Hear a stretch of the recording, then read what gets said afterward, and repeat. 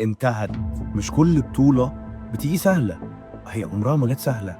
النهارده الأهلي بيفوز بالدوري رقم 45 في تاريخه، أنت متخيل؟ كانت باينة من أول ماتش. لحظة وداع علي معلول معاكم من وجهة نظري. يا ريت يا ريت يا ريت يا ريت يا ريتني عمري ما حبيت.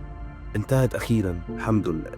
بس هو الحقيقة في كام حاجة لازم أقولها، لأن أعتقد إن ده وقت مناسب جدا إن أنا أقولها، أو الموسم ده كان من أصعب المواسم اللي مرت من فترة كبيرة على النادي الأهلي. كل بطولة بنخشها ما بتبقاش سهلة، واحنا كجمهور اهلي محتاجين دايما ان احنا نكسب كل البطولات. ما عندوش حتة، او احنا ما بقناش عندنا حتة المركز التاني او التالت، احنا بنبقى عايزين ناخد البطولة. حتى كأس العالم كذا مرة نبقى عايزين ناخدها، وهي كذا مرة بتقرب فعلا، بس هي ما بتجيش. مش كل بطولة بتيجي بالساهل، في مواسم بتاخد منك اكتر ما تديك، وموسم 24 25 ده كان واحد منهم.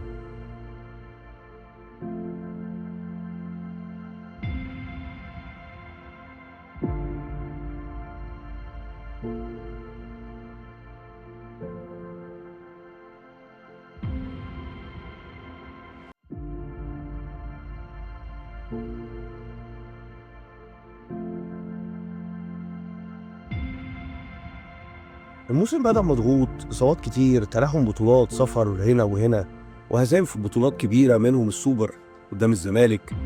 اتعادل كتير، تعادلنا 7 ماتشات تقريبا، خسرنا ماتش واحد في الدوري انت خسرته، هو ده اللي انت خسرته اعتباريا، يعني ده الماتش الوحيد اللي انت خسرته، وده كانت كارثة بالنسبة لجمهور الأهلي، اللي هو انت كنت محتاج ان انت تروح لما كنت رحت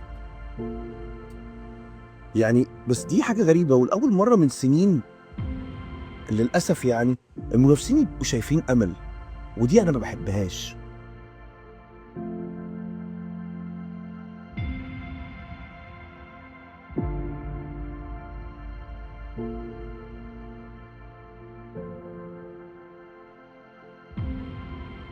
الأهلي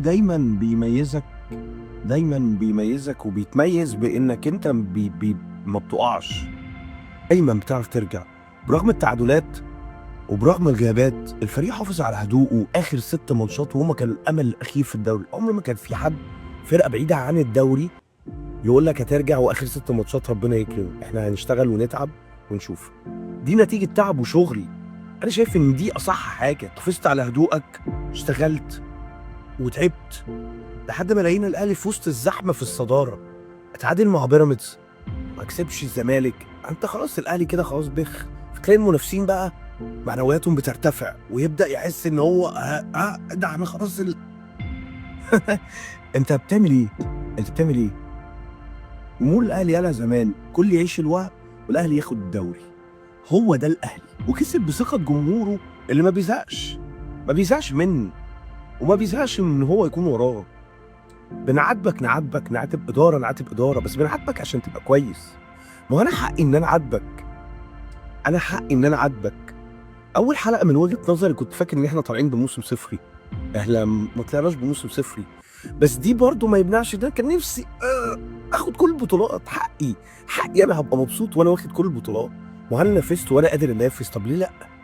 ولكن نقول ايه بقى؟ فاهم؟ الدنيا ما بتديش كل حاجه. النهارده الاهلي بيفوز بالدوري رقم 45 في تاريخه، انت متخيل؟ مين اقرب منافس ليك؟ مفيش. رقم مش بيتحقق صدفه ولا حظ ولا دوري حرام ولا الكلام اللي بيطلع ده. سطور يا بيه بتتكتب في صفحات التاريخ بحروف من ذهب. ده النادي الاهلي 45 بطوله، 45 بطوله دوري، اصرار فرقه وثقه جمهور. هو ده الاهلي، عشان كده هو ده الاهلي.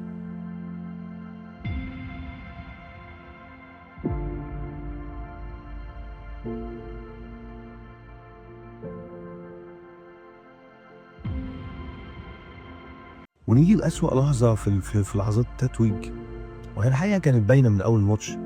لحظة وداع علي معلول، الظهير اللي بقى نجم، والنجم اللي بقى في حتة من روح النادي الأهلي ومن روح جمهور النادي الأهلي. 8 سنين الكرة العرضية اللي وراها فرحة تغني لك في المدرجات اللي بقالها كتير ما غنتش لحد، بقالها كتير بجد ما غنتش لحد. الموضوع مضايقني قوي.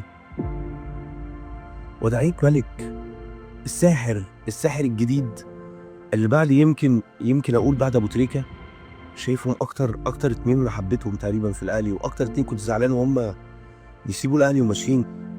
اخر وداع لعلي معلول وهو بيبص المدرجات كانه بيقول انا مشيت بس حب الاهلي ما بيخلصش. انا بحب الراجل ده.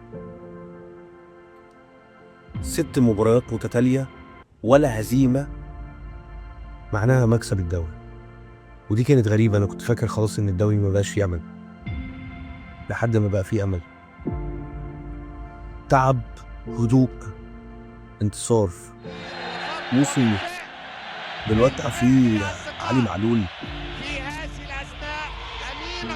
والاهلي بيثبت فيه ان الاهلي حتى لما بيتكعبل بيرجع اقوى، والاهلي الوحيد اللي شفت بيضحك في الاخر. الموسم بتاع الاهلي ده عمره ما يتنسي، انت هتشوف فيه كل حاجه بجد. تعب، اصابات، سفر، تلاحم بطولات، الشك من الجمهور، الرد، واحتفال اخر البطوله. هتشوف في اخر سطر من قصه اسطوره اسمها علي معلول. وسيبك من اي كلام تاني، الاهلي كسب الدوري رقم 45. إنما يصبح العاشق وقت الرحيل. نعم، يصبح العاشق وقت الرحيل. دحى الله الفراق ولا رعاه، فكم قد شك قلبي بالنبالة. أقاتل كل جبار عنيد ويقتلني الفراق بلا قتال. السلام عليكم.